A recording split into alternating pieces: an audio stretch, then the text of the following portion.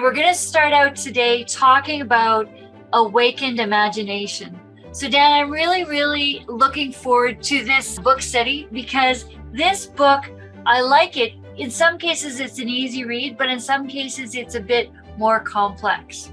That's really true, Brenda. This is first time I read through it. I was surprised how little I understood about what Neville was saying or trying to say.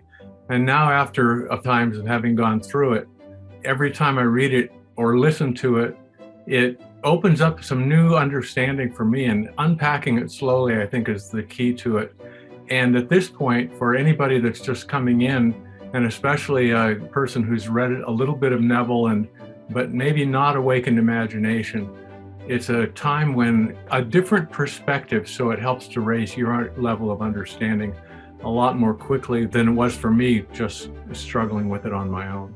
If you don't understand the spiritual aspect of it, think of it in terms of something you do understand, like water and how water flows and what happens to stop the flow of water, because sometimes we feel like the flow of energy into our bodies or our growth of understanding. How does a plant grow?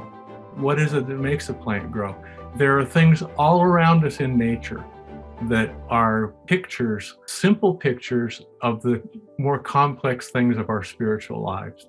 And that's something that Neville was alluded to, although he wasn't a science-based person. He alluded to those things in a way that propels me to study, from my perspective, his teachings and his way of understanding things and getting his ideas across. And that's part of the process of taking something that's relatively complex, like awakened imagination, and making it into something that you can understand, you can relate to on a very simple physical level, and get an idea in your mind, in your heart, of what the truth of it is.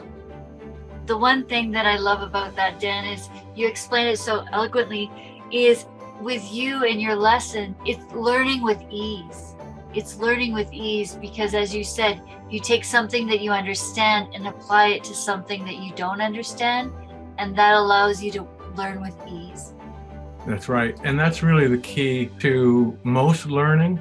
If you just memorize the words, or if you're in a math class and you just memorize the equation, you haven't really learned the concept.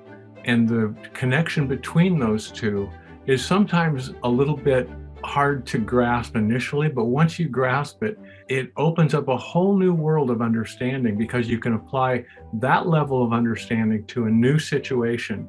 And what seemed to be a problem that you couldn't get around all of a sudden opens up into a whole series of solutions. The thing is, when you understand it, you step forward every single day with that understanding, and you see a new world because you're acting and thinking a totally different way.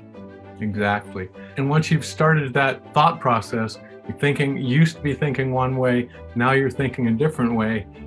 It's changed your perspective, and when you change your perspective, everything changes. You see things that you didn't see before, just like if there was a bird hidden behind a tree and you couldn't see it until you stepped aside a little bit and you could see that bird. It's the same thing that happens in our spiritual lives when we change our point of perspective. Learning simple ways to do that is really the key. Thanks for being with us today. My goal is to give you value with every lesson.